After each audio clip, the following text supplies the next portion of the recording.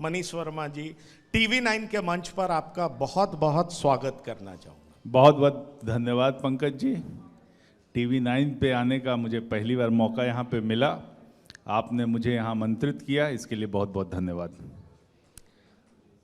मैं तहे दिल से शुक्रिया अदा करता हूँ। चुनाव का माहौल है और उसमें आप सब लोगों का समय बहुत कीमती होता है, पर मैं सीधा सवाल पर आना चाहता हूँ और मैं वैसा सवाल करूँगा जो जनता जानना चाहती है। इसमें कोई शक नहीं कि नीतीश कुमार सर्वमान्य नेता हैं, मुख्यमंत्री का कोई विकल्प नहीं है, एनडीए में टॉलेस्ट लीडर हैं, पर आजकल उससे ज़्यादा चर्चा इस बात की होती है कि असली जेडीयू क्या है, नकली जेडीयू क्या है। इस बारे में क्या कहना चाहेंगे? जदयू आप जानते हैं 2003 में पार्टी बनी और जदयू एक विचारधारा की पार्टी है और हम लोग जो हैं महात्मा गांधी, राम मनोहर लोहिया साहब, लोकनायक जयप्रकाश नारायण जी, कर्पूरी ठाकुर जी और बाबा साहब अम्बेडकर साहब, इनके विचारों से चलने वाली पार्टी है। एक समाजवादी पृष्ठभूमि की पार्टी है और लगातार नीतीश जी ने जो काम किए हैं, इनके साथ जो उनके काम रहे हैं, वो समाज में कैसे बेहतर व्यवस्था हो, कैसे इक्विटी आए, कैसे सबको बराबर का अवसर प्राप्त हो, इसके लिए बहुत सारे काम हुए हैं। और जो आप कह रहे हैं, जदयू नीतीश जी के नेतृत्व में अकेली पार्टी है, कोई इसमें 2 और 3 ऐसा नकली और असली की कोई बात ही नहीं है। ये सिर्फ एक पार्टी है और सिर्फ पार्टी जदयू है और नीतीश जी हमारे सर्वमान्य नेता हैं। मैं मनीष जी, मैंने तो पहले ही कह दिया कि नीतीश जी सर्वमान्य नेता हैं और बिहार में तो एनडीए के वो नेता हैं, पर मैं जो सवाल आपसे करना चाह रहा हूं वो सवाल ये है कि जेडीयू के भविष्य को लेकर के बहुत चिंतित लोग रहते हैं और दरअसल जो जेडीयू का असली वोट बैंक है, जो आधार वोट बैंक है, वो निशांत को राजनीति में देखना चाहता है और जेडीयू जो अपनी एक डिस्टिंक्ट आइडेंटिटी बना करके रखी है, वो किसी की पिछलग्गू दिखना नहीं चाहती है या किसी के साथ मिल करके दिखना नहीं चाहती है। और यही नीतीश जी का जो विशेष तरीका रहा राजनीति का, इसलिए वो जब चाहे आरजेडी में चले गए, जब चाहे बीजेपी के साथ चले गए, लेकिन उनकी आइडेंटिटी कभी ब्लर नहीं हुई। पर यह पहली दफा ऐसा हुआ है कि आइडेंटिटी पर सवाल उठ रहा है, इसलिए आधार वोट बैंक चिंतित है जेडीयू का भविष्य अब किसके हाथ में। देखिए, वर्तमान समय की बात करें तो जदयू में नेताओं की बात करें तो 1 से 10 तक नीतीश कुमार जी हैं। हमारे सर्वमान्य नेता नीतीश कुमार जी हैं और जब तक नीतीश कुमार जी की बात है, जब तक वो हैं मुख्यमंत्री हमारे और हमारे दल के नेता हैं, किसी और दूसरी नेता पे कोई चर्चा नहीं होती, क्योंकि हम लोग मानते हैं कि ये हमारे नेता हैं और जदयू हमेशा उनकी नीतियों से चला है। जदयू कहा, मैंने पहले भी कहा, समाजवादी विचारधारा की पार्टी रही है और नीतीश कुमार जी एक उस विचारधारा के आगे ले करके चलने वाले व्यक्ति रहे हैं। तो अभी जो चर्चाएं चल रही है कि कैसे चलेगा, क्या चलेगा, अल्टरनेटिव क्या है, पहली बात कि इस पे पूर्ण विराम लगना चाहिए कि यहाँ पर कोई अल्टरनेटिव लीडरशिप की चर्चा नहीं। और जब आप कहते हैं जदयू में, जदयू की संरचना इतनी मजबूत है, जो हम समाज के सभी वर्गों को रिप्रेजेंट करते हैं, कुछ वर्ग जो है ज़्यादा संख्या में, कुछ वर्ग कम संख्या में, बट हम आपको कह देना चाहते हैं कि बिहार में जदयू ही एक ऐसी पार्टी है जिसमें सभी दलों का, सभी जाति, धर्म और सबको लेकर के चलने का काम किया। हम नहीं कहते हैं कि हम जाति, एक कोई खास जाति की पार्टी है या 2 जाति की पार्टी है। आप पूरे बिहार में देखिएगा कि हर जगह पे, हर विधानसभा में अलग अलग जातियों का हमारे पास सपोर्ट बेस रहा है। तो ये इतना व्यापक है चिंतन, ये हमारी सोच जो है इतनी व्यापक है, सबको साथ लेके चलने की क्षमता है, ये हमको अनूठी पार्टी बनाती है। और इसी पार्टी का मतलब है जो नीतीश जी की विचारधारा है कि सबको साथ लेके चलो, किसी को छोड़ने ना पाए। तो चाहे आप देखिएगा कि जितने भी काम हुए, सब सभी वर्गों के लिए काम हुए। हमारी पार्टी ने, हमारे जो एनडीए गठबंधन है, जो नीतीश जी के नेतृत्व में चला है इतने 20 वर्षों से, जो भी काम हुए सभी के लिए काम हुआ। सड़कें बनी, सभी वर्गों के लिए बनी, बिजली आई, सभी के घरों में गई। तो इस तरह का काम हमारा हुआ कि हमारा जो सोच है वो सबको साथ लेके चलने का है, और इसी सोच के साथ जदयू आगे बढ़ते जाएगी। जदयू चूंकि विचारधारा से गाइडेड है और हमारे नेता हैं, तो अभी फिलहाल उस बात की चर्चा नहीं होनी चाहिए। जहां तक यहाँ पर फर्दर क्या नेतृत्व है, तो हमारे दल में जो जिस तरह का है, हमारे दल का कैरेक्टरिस्टिक, समय आने पे आप देखिएगा कि उस तरह का नेतृत्व भी आ जाएगा और उस तरह का काम भी होगा। आपको इस बात का, किसी भी और दल को इस बात की चिंता करने की आवश्यकता नहीं है। कई मैंने देखे हैं कि दूसरे दल के लोग भी सजेशन देते रहते हैं, एज इफ लगता है कि भाई कि सारे सजेशन जदयू के लिए ही लागू है, सबको बड़ी चिंता है। और पार्टी के भीतर में क्या हम लोग को चिंता नहीं है? लेकिन जब तक नीतीश कुमार जी हैं, पूरी ताकत से जदयू उनके पीछे है। चलिए, आपकी बात मान भी लेते हैं, लेकिन आपको बताएं, आपके घटक दल जो कभी आपकी पार्टी के बड़े महत्वपूर्ण नेता भी थे, वो TV9 के प्लेटफॉर्म से ही उन्होंने कहा, जब हमने सवाल पूछा तो उन्होंने कहा कि निशांत को संगठन में आ जाना चाहिए, और जो जेडीयू के समर्थक हैं वो यही चाहते हैं, जो जेडीयू के कार्यकर्ता हैं वो यही चाहते हैं। तो दरअसल एक मैसेज आ रहा है कि निशांत अगर संगठन को अपने हाथ में लेंगे तो जेडीयू मजबूत होगी। अभी जेडीयू के भविष्य को लेकर के वाकई चिंतित हैं लोग, और मुझे लगता है आप भले इस प्लेटफॉर्म से नहीं कहेंगे, लेकिन चिंता तो आपके भीतर भी होगी, जो जेडीयू के समर्थक हैं उनके भीतर भी होगी, कि जो जेडीयू की एक अलग पहचान है, क्या नीतीश जी का जो उम्र का पड़ाव है उस वजह से शायद वो पहचान धूमिल होने लगी है और इसलिए वो भविष्य धुंधला दिखने लगा। तो मेरा सवाल ये है, निशांत जी को कब पार्टी में ला रहे हैं? निशांत कुमार कब आ रहे हैं पार्टी में? जो आपने जो पृष्ठभूमि दी है कि अन्य दलों के नेता जदयू को ये सजेस्ट कर रहे हैं कि ये उपेंद्र कुशवाहा जी, नाम भी ले लिए जी। उपेंद्र जी हैं, हमारे पार्टी में पहले थे और मैं उनका सम्मान भी करता हूं, हमारे दल ने काफ़ी उनका सम्मान भी किया है। ये अलग बात है कि छोड़ करके फिर से हम लोग को चले गए हैं। मैं तो कई बार छोड़े हैं, कई बार आए हैं, लेकिन ये आप लोग का प्यार मोहब्बत किस तरह का है कि कई बार आते हैं, कई बार चले जाते हैं? क्या सोचकर आते हैं, क्यों चले जाते हैं, ये तो आप ही बेहतर बता सकते। नहीं, हम नहीं बेहतर बता सकते, ये सिर्फ वही बेहतर बता सकते हैं, आप उनसे पूछ सकते हैं, क्योंकि जो व्यक्ति जो काम करता है वही बता सकता है कि मोटिव क्या है। लेकिन मैं यही कहूँगा कि उनका जो भी सजेशन, उनकी भावना की मैं कदर करता हूँ, लेकिन मैं यही कहूँगा कि हर दल में अपना सक्षम नेतृत्व है और हमारे दल का नेतृत्व माननीय मुख्यमंत्री नीतीश कुमार जी कर रहे हैं, जो हमारे दल के राष्ट्रीय अध्यक्ष भी हैं, और एक दल के नेता के रूप में और एक मुख्यमंत्री के रूप में वो सारे डिसीजन ले रहे हैं। और जब भी जिस तरह का, इस तरह का नेतृत्व का या किसी तरह का डिसीजन होगा तो किन्हीं से उनको सलाह की जरूरत नहीं है।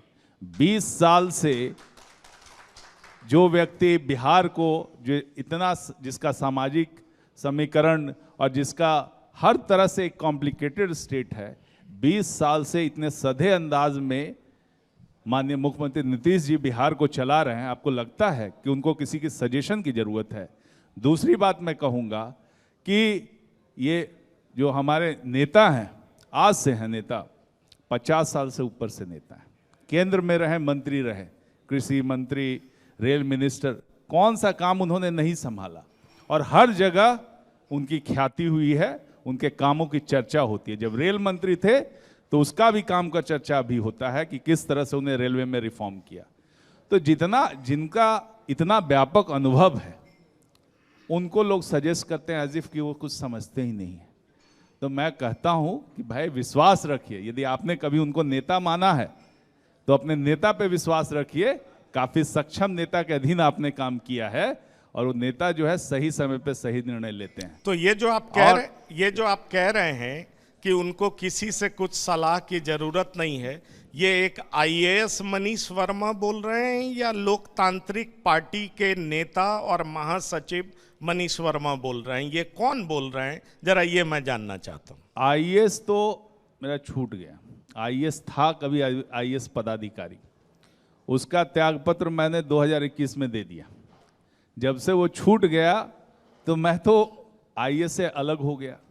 अब तो मैं सिर्फ एक राजनीतिक कार्यकर्ता हूँ जिसको पार्टी ने एक जिम्मेदारी दी है, तो उस नाते मैं काम कर रहा हूँ। तो आईएएस का टैग कहाँ लगता है? अब तो सीधा जो है, मैं जितने भी मेरे साथी यहाँ पे बैठे हैं सब मेरे साथी हैं। आईएएस कहाँ है? मैं इनको अपना साथी मानता हूँ। जो पुराने समय में मैंने काम किया, एक सच्चाई है कि मैं एक आईएएस अधिकारी के रूप में काम किया हूँ, 21 साल तक काम किया हूँ और पूरी क्षमता के साथ काम किया हूँ। लेकिन अभी जो मेरी जो जिम्मेदारी है, अभी मैंने जो अपना रोल चुना है, उसके अनुसार मैं काम कर रहा हूँ और उसी के नाते आपको बोल रहा हूँ। और दूसरी बात, जो निशान जी की बात हो रही है, देखिए निशान जी से मैं तो पहले भी मिलता रहा हूँ। हम जब पहले भी सीएम हाउस में काम कर रहे थे, बीच में कोई फंक्शन होता, मुलाकात होती रही है। जितना मैंने उनको जाना है, मुझे लगता है कि काफ़ी एक शिक्षित व्यक्ति हैं, सुसंस्कृत व्यक्ति हैं और कोई उन पे अहंकार का कोई निशान नहीं। मैंने बहुत कई लोगों को देखा है जो राजनीतिक परिवार से ताल्लुक रखते हैं, लेकिन उसमें अहंकार इतना भर जाता है। ये आप चिराग जी के लिए बोल रहे हैं या तेजस्वी जी के लिए? मैं किसी के लिए नहीं। अरे खुल के तो बोल दीजिए सर। कैसे खुल के बोल? तो आप राजनेता हैं, आप आईएएस थोड़ी हैं, इसीलिए मैंने आपसे पूछा कि मैं आईएएस से बात कर रहा हूं या महासचिव से बात कर रहा हूं। मुझे मेरे मुंह में जबरदस्ती शब्द ना डालें। मैं जो बोलता हूं, मैं देखा हूं। और बिहार की राजनीति या भारत की राजनीति देखें तो लोगों में अहंकार आ जाता है जब किसी परिवार से ताल्लुक रखते हैं। लेकिन आप निशान जी का देखिए, इतने वर्षों से उन्होंने उनके पिताजी मुख्यमंत्री का पद संभाले हुए हैं, कभी आपने नहीं देखा कि उसमें लेस मात्र भी अहंकार है। तो व्यक्ति तो हैं ही अच्छे, लेकिन रही बात की राजनीति में कब आना है, कैसे आना है, ये व्यक्तिगत निर्णय होता है। पंकज जी, जब भी होगा ये उनका व्यक्तिगत निर्णय होगा। और साथ में चूंकि हमारे दल के नेता राष्ट्रीय अध्यक्ष उनके पिताजी हैं, तो उनको भी निर्णय लेना है। तो ये जो चर्चाएं सब जगह से चारों ओर से चल रही है, तो हमको इसको शांत करना चाहिए और जब होना होगा, जब क्या उनकी इच्छा होगी, क्या निर्णय लेंगे, उन पे छोड़ना चाहिए। देखिए, मैं आपकी बात से पूर्णतः सहमत हूं कि निशान जी बहुत ही सौम्य व्यक्ति हैं, उनके बॉडी लैंग्वेज से भी ये बातें आती हैं। पर मैं दूसरी बात आपसे कहना चाहूँगा, क्योंकि मैं नोएडा से यहाँ आया हूँ, बहुत लोगों से बात करता हूँ, जो मेरे पास फीडबैक आता है आप जैसे बड़े नेताओं से मिल करके जनता तक पहुँचाने का काम ही है। तो एक तरह से आप कह सकते हैं हम मीडिया वाले पोस्टमैन होते हैं, एक की चिट्ठी दूसरे के पास पहुँचाते हैं, यही हमारा काम है। तो आपके जरिए हम संवाद जनता के बीच में पहुंचाना चाह रहे हैं, जिनमें ये इस बात की चिंता है कि जेडीयू का भविष्य कौन। और दूसरी बात, इसी से जुड़ा हुआ सवाल पूछता हूं, कभी आरसीपी थे, कहा जाता था कि आरसीपी सिंह नीतीश कुमार के बाद है, और उसके बाद आप आए, कहा यह गया कि नीतीश कुमार के बेहद करीबी हैं, खास हैं। बीच में कुछ ऐसा पीरियड आया कि कहा यह गया कि असली जेडीयू और नकली जेडीयू में लड़ाई हो गई, आप असली जेडीयू वाले हैं, आपको बड़ा ही छल करके पार्टी में कॉर्नर कर दिया गया। सच्चाई क्या है? देखिए, मीडिया में समय समय पे तरह तरह के कयास लगाए जाते हैं, और मीडिया में देखिए इतने सारे चैनल्स हैं, इतने सारे नेटवर्क्स हैं कि जब तक इस तरह की चर्चाएं ना होगी तो काम कैसे मिलेगा, बताइए। इतना सारा काम है तो चर्चा का कुछ मुद्दा होना चाहिए। तो मैं तो जब शुरू से ही जब आया यहाँ पर, कहीं अभी पार्टी की सदस्यता नहीं ग्रहण की है, और तभी से हमको क्या क्या नहीं बोल दिया गया कि भाई यही है। तो ऐसी कोई बात ही नहीं है। जब आदमी कोई भी राजनीति में आता है तो सीखता है, बारीकियों को जानता है और उसके बाद फिर अपना दायित्व निभाता है। पार्टियां बहुत बड़ी होती है और हर तरह के काम होते हैं उसमें। तो ये जो चर्चा है ये निरर्थक चर्चा है, इसमें कोई दम है नहीं। और जो कह रहे हैं नकली असली, तो पहले ही मैं इसका जवाब दे चुका हूं। जदयू तो सिर्फ एक पार्टी है, कोई नस्ली नकली की बात ही नहीं है। और इस तरह का जो हमेशा कुछ ना कुछ चलाते रहना, मीडिया को भी तो चाहिए ना कुछ मसाला। और हम तो देखते हैं कि समय समय पे एक मसाला खत्म नहीं हुआ कि दूसरा मसाला आ जाता है, चर्चा होती है। सर मसाला भी तो आप ही लोग देते हैं ना, हम लोग, ये भी हकीकत है, मसाला भी तो आप ही लोग देते हैं। ये मसाला आप लोग ले लेते हैं और अपने हिसाब से ढाल के परोसते भी है। लेकिन चलिए, चर्चाएं तो चलती रहनी चाहिए, व्यक्ति का इंटरेस्ट लगा रहता है। चलिए सर, आप संगठन में बहुत महत्वपूर्ण पद पर हैं। बड़ा सीरियस सवाल करता हूं, ऐसे सवाल वो भी नॉन सीरियस नहीं था। मुझे लगता है कि जनता जो जानना चाहती, सीरियस सवाल है कि जो घटक दलों के बीच सीटों का बंटवारा होगा, उसमें जेडीयू कितनी सीट की हकदार है? देखिए, जेडीयू आप हमारा गठबंधन का शुरू से देख लीजिए, जब से चुनाव लड़ रही है हम लोग के बीच में अंडरस्टैंडिंग है। और बिहार में एक अलग पॉलिटिकल रियलिटी है। आप समझेंगे कि जितने भी दल, हमारे 5 दल हैं, सबका अपना अपना समर्थन बेस है, उनकी अपनी राजनीतिक ताकत है। और जो भी फैसला हुआ है, पहले भी हुआ है, इन सब चीज़ों को ध्यान में रखते हुए, राजनीतिक ताकत को देखते हुए, सब आपस में मिलजुल करके समझदारी के साथ एक फैसला हुआ है। और पूरे समय में आप चाहे किसी भी चुनाव को देख लीजिए, समय से पहले हम लोग मिल बैठ करके ये डिसाइड कर लेते हैं, कहीं भी इसमें आंतरिक झगड़ा या फिर मतभेद की बात नहीं आती है। हाँ, सब लोग चाहते हैं कि उनका दल की संख्या बढ़े, हर कोई भी चाहता है, लेकिन जदयू जो है और भाजपा है या 5 दल है, हम लोग सब मिल करके बैठेंगे और ये बहुत अच्छे से सहमति के साथ सब दल को कितना कितना मिलना है वो तय हो जाएगा। क्या ये सच नहीं है कि सिंबॉलिकली भी आप 1 या 2 सीट पे ज्यादा लड़ेंगे क्योंकि आप बड़े भाई की भूमिका में रहना चाहते हैं? देखिए, बड़ा भाई छोटा भाई कुछ नहीं है, ये जस्ट 1 सीट बढ़ने से क्या हो जाता है, ऐसा थोड़ी होता है कि बहुत बड़ा हो जाता है और जीत जाता है, ऐसी कोई बात नहीं है। हम लोग जो भी दल हैं, सब ये गठबंधन है, समझदारी का गठबंधन है, और इसमें सबको हम एक सहयोगी के रूप में लेते हैं। तो सहयोग नहीं होगा तो फिर दिक्कत आएगी। तो हर आदमी जो भी हमारे साथ है, वो सब सहयोग का वातावरण कैसे तैयार हो, इसके लिए काम कर रहे हैं। और आप देखिए कि हम लोग के यहाँ कितने दिनों से चल रहा है, हर जिला स्तर पे 5 दल का जिला स्तरीय सम्मेलन हुआ, और आजकल हर विधानसभा के लेवल पे 5 दलों का सम्मेलन चल रहा है, और 5 दलों पे बड़ी भारी संख्या में सभी कार्यकर्ता जुट रहे हैं और यहाँ पे काम कर रहे हैं।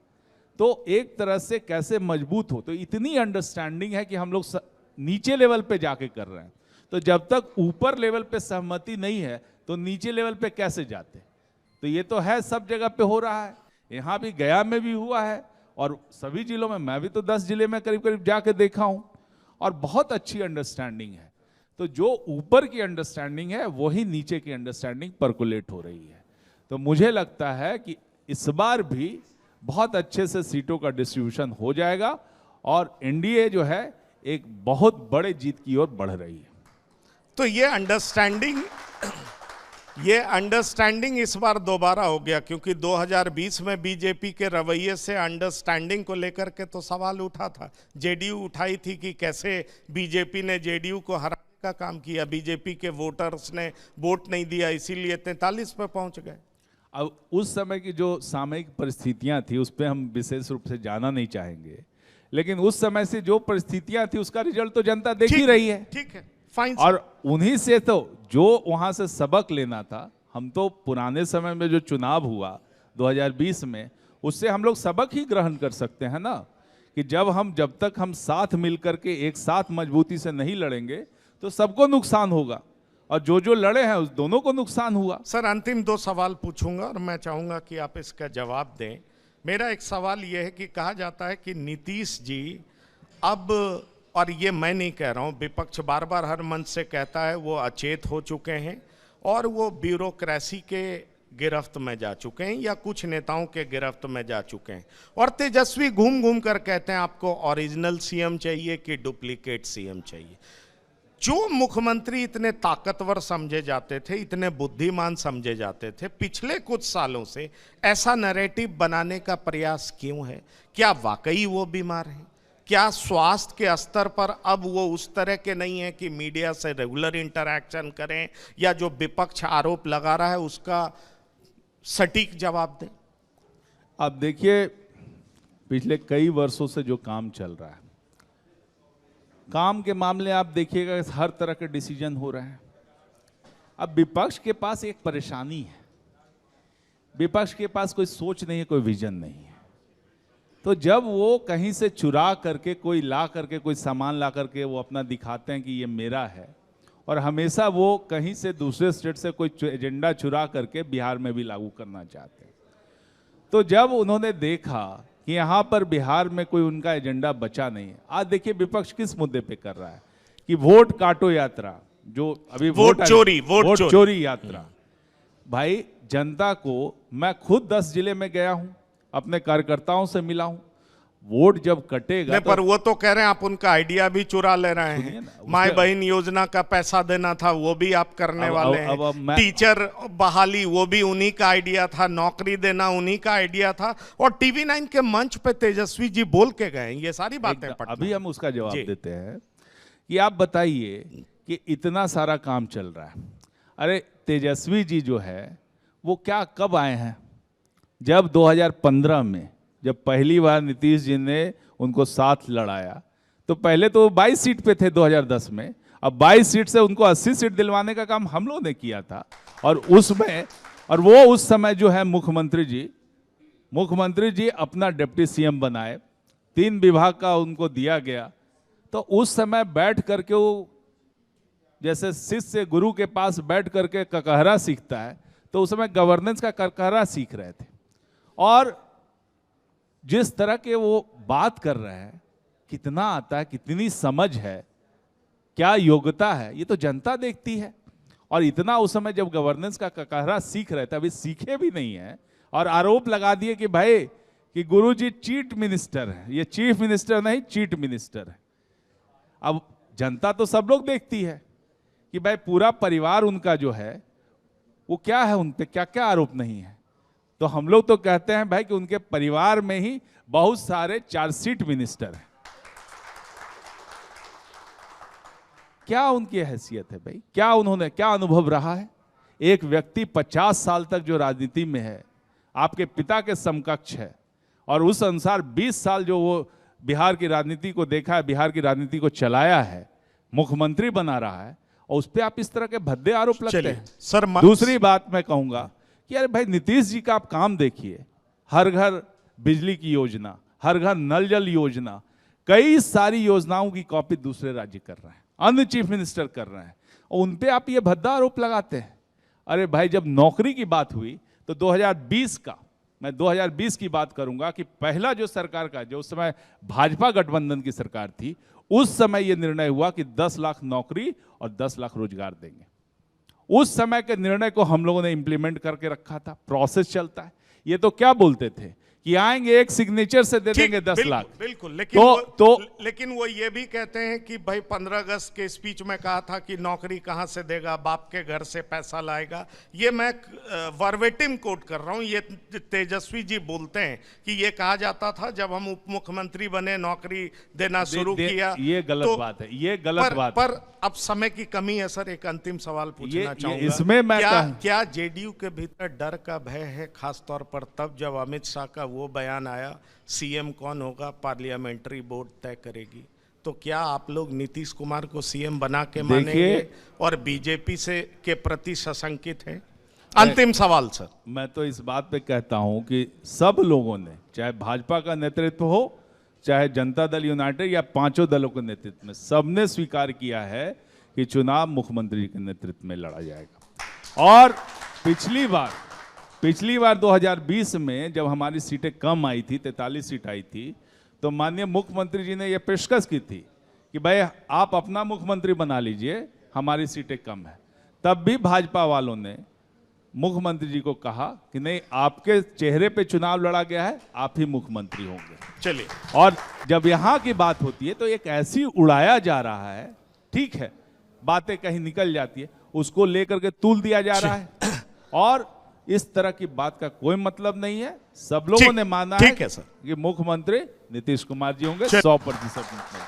तो आप देख सकते हैं मनीष वर्मा 2001 बैच के आईएएस ऑफिसर हैं। अब किस तरीके से एक बिल्कुल पके हुए मंजे हुए नेता की तरह इन्होंने हर बात का जवाब दिया। टीवी 9 की तरफ से आपके द्वारा साफ गोई से बोलने के लिए और हर बात पे जवाब देने के लिए और अपनी बातों को साफ तौर तरीके से रखने के लिए मैं आपका बहुत बहुत धन्यवाद करता हूं और शुक्रिया बोलता हूं। धन्यवाद पंकज जी, आपसे बात करके बहुत अच्छा लगा। बहुत बहुत धन्यवाद। Thank you sir, thank you. तो इस विशेष पेशकश में इतना ही। अब हमारे अगले गेस्ट इंतजार कर रहे हैं, तब तक बने रहिए हमारे साथ।